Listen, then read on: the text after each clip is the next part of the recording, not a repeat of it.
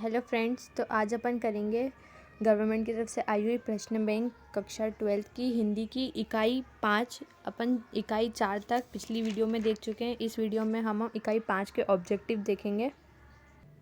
तो यहाँ से हमारी इकाई 5 के ऑब्जेक्टिव शुरू हो रहे हैं। तो हमारा पहला है सही विकल्प चुनना। उसका फर्स्ट है दुर्मल सेव्या छंद के संदर्भ में निम्नलिखित में से किन लक्षणों का होना आवश्यक है। तो किन लक्षणों का होना आवश्यक है। इसके प्रत्येक चरण में 23 वर्ण होते हैं, तो ये गलत है क्योंकि उसके प्रत्येक वर्ण में 24 वर्ण होते हैं। फिर हर चरण में 7 भगण मात्रा, फिर नो मात्रा और 2 गुरु वर्ण होते हैं, तो ऐसा भी नहीं होता है। फिर प्रत्येक चरण में 8 सगण, तो 8 सगण होते हैं और 24 वर्ण होते हैं। तो जो है हमारा थर्ड वाला ऑप्शन केवल ई, तो ये हो गया थर्ड वाला, केवल ई हमारा सही ऑप्शन है। फिर सेकंड है श्री कृष्ण के सुन वचन अर्जुन क्रोध से जलने लगे, शोक अपना भूल कर करतल युगल मलने लगे। उपयुक्त पंक्ति में अनुभाव पहचानिए। तो इसका अनुभाव क्या हो जाएगा, कृतक युगल मलने लगे, तो कृतक युगल मलना इसका हो गया अनुभाव। फिर उसके बाद हमारा थर्ड है यशोदा हरि पालने झुलावे, हल रावे दुलारवे, जोई सोई कुछ गावे। उपयुक्त पंक्ति में आशय की चेष्टा को दिए गए विकल्प में से चयन कीजिए। तो यशोदा जी है वो उनको पालने में झुला रही है श्री कृष्ण को, तो श्री कृष्ण को पालने में झूलना। फिर उसके बाद फोर्थ है निम्नलिखित वाक्यों में निहित अलंकारों की पहचान कर अलंकारों का सही क्रम दीजिए। दिए गए विकल्पों में से चयन कीजिए। तो मुख चंद्रमा के समान है, तो जो मुख है वो चंद्रमा के समान है, इसमें हो गया हमारा उपमा।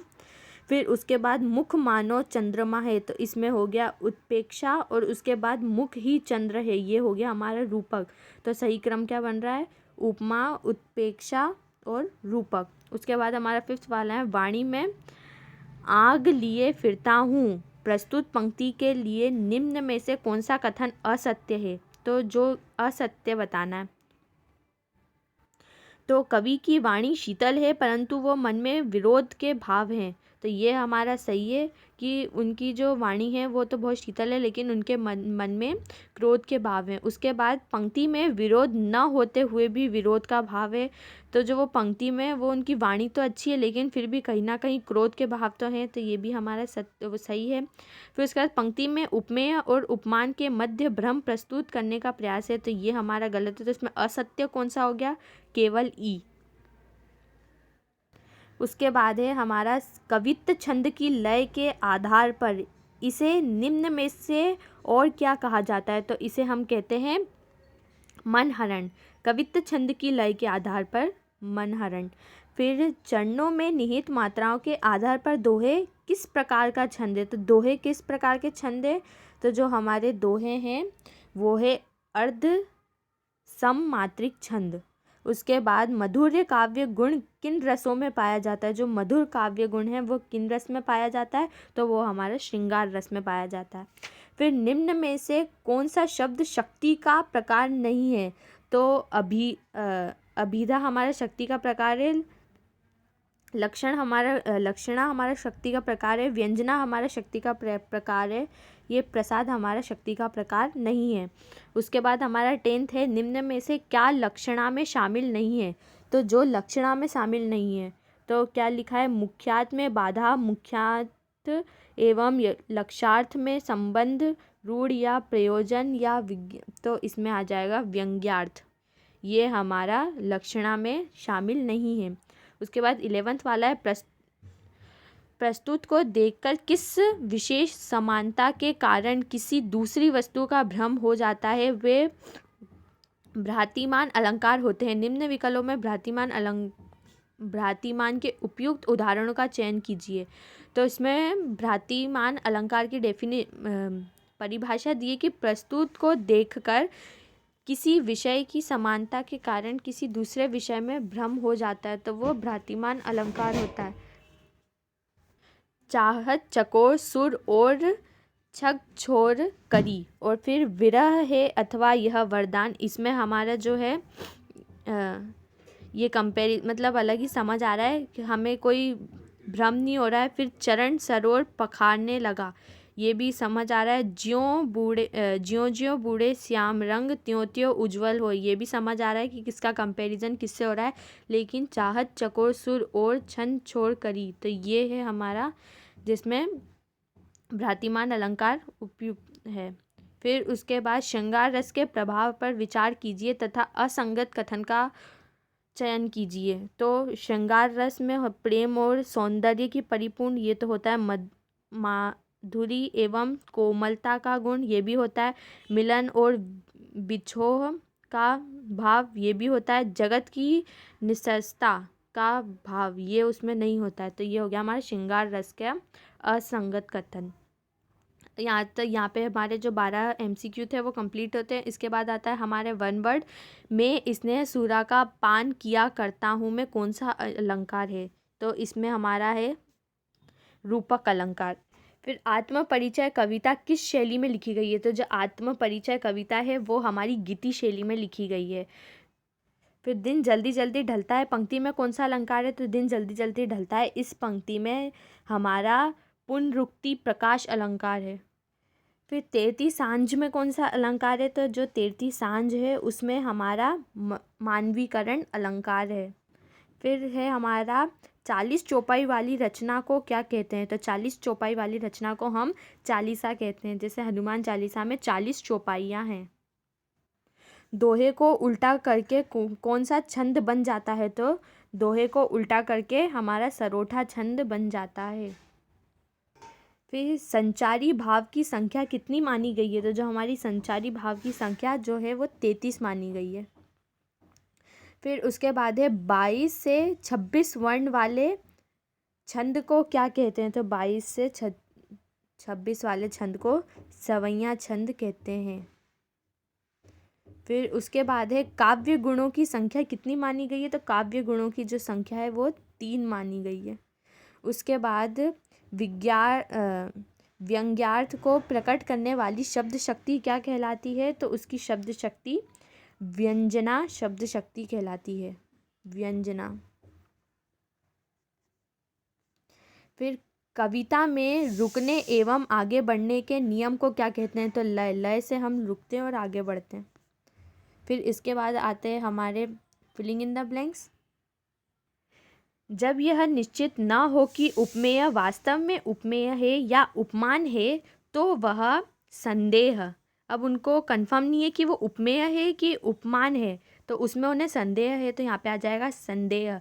उसके बाद रुबाइयाँ उर्दू और फारसी लेखन शैली है जिसे छंद भी कहते हैं। उसके बाद गज़ल में लिखी जाने वाली हर लाइन या पंक्ति मिसरा कहलाती है। उसके बाद गज़ल में लिखे जाने वाले हर 2 मिसरे के समूह को शेर कहते हैं। जो गुण काव्य में जोश एवं ओज उत्पन्न करता है वह ओज गुण काव्य होता है। आशय की चेष्टा क्या कहलाती है?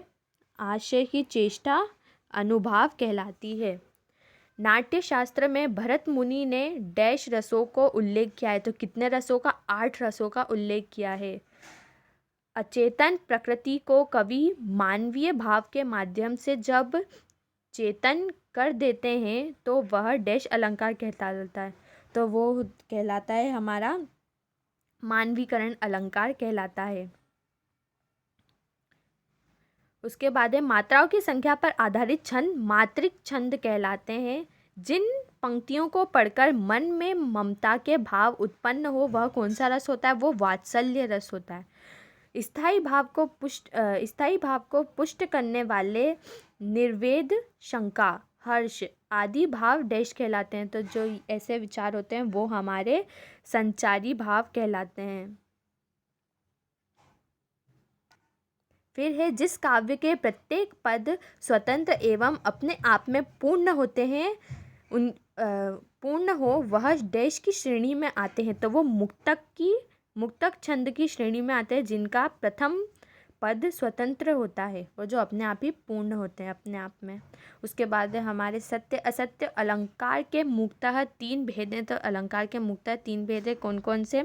शब्दालंकार, अर्थालंकार और उप्यालंकार।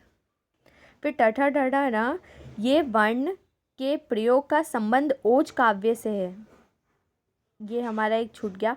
जो अलंकार शब्द और अर्थ दोनों पर आश्रित रहकर दोनों को चमत्कृत करते हैं वह अर्थालंकार होते हैं। तो वो कौन से होते हैं? वो उप्या अलंकार होते हैं। तो यहाँ पे अर्थालंकार दे रखा है, तो ये हमारा असत्य। फिर है टठ ढढ़ न, वर्णों के प्रयोग का संबंध ओज काव्य से होता है।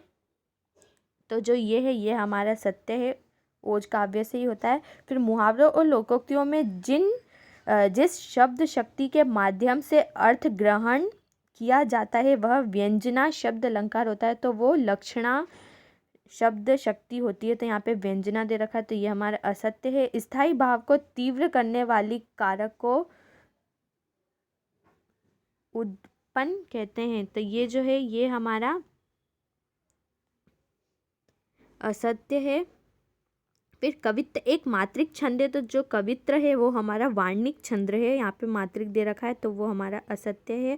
फिर सरोटा छंद के प्रत्येक चरण में 16-16 यहाँ पे 16-16 मात्राएं होती है। तो ये जो है ये हमारा असत्य है, क्योंकि सरोटा छंद हमारा दोहे का उल्टा होता है। तो उसमें कैसी मात्राएं होती है? 11-11 उसके पहले चरण में, पहले में 11-11 और फिर दूसरे में 13-13। तो सरोटा छंद में 11-11 और 13-13 मात्राएं होती है। फिर उसके बाद है कविता का आभूषण अलंकार है। तो ये हमारा सत्य है। फिर रस को काव्य की आत्मा कहा गया है। तो ये भी हमारा सत्य है। फिर ओज गुण शांत रस की कविताओं में पाया जाता है। तो जो ओज गुण है वो शांत रस की नहीं, वो किसकी? वीर की, रौद्र की, भयानक की और उसके बाद विभत्स की।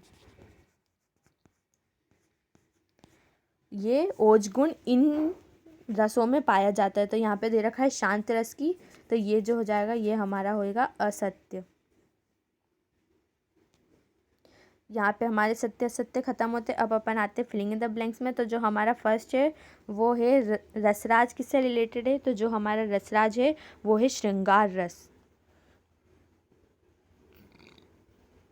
फिर कैमरे में बंद अपाहिज, तो ये जो है ये है हमारा मुक्तक काव्य। फिर उसके बाद वात्सल्य, तो ये हो जाएगा हमारा 10वां रस।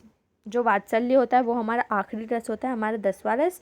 फिर चंद्रकला ये है हमारा दुर्मिल सवैया। और उसके बाद रस के अंग, तो रस के अंग होते हैं 4। फिर है हमारा कवित्त छंद। तो जो हमारा कवित्त छंद है उसमें कितने 31 वर्ण होते हैं। फिर घनाक्षरी छंद, ये हम इसमें हमारे 32 वर्ण होते हैं। उसके बाद है हमारा दोहा। तो दोहा में हमने जैसा बताया था कि सरोठा में जैसे 11-13, उसमें 13-11, तो वो टोटल कितने होते हैं? 24। तो इसमें हो गया दोहे में 24 मात्राएं होती है। फिर चौपाई, तो चौपाई में हमारे जो रहते हैं, चौपाई में हमारे 16-16 मात्रा होती है। फिर मृदंगयद छंद, इसमें हमारे 23 वर्ण होते हैं। फिर हमारी filling in the blanks last कोमलकांत पदावली, तो ये जो है हमारी माधुर्य गुण।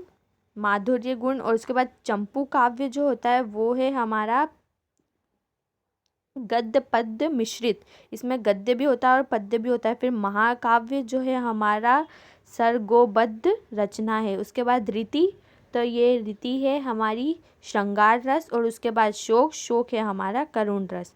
तो यहाँ पे हमारे ऑब्जेक्टिव पूरे होते हैं। इसके बाद हैं 2 मार्क्स के क्वेश्चन, वो अपन किसी और वीडियो में देखेंगे। इसके बाद अपन इकाई 6 के ऑब्जेक्टिव डिस्कस करेंगे। Thank you.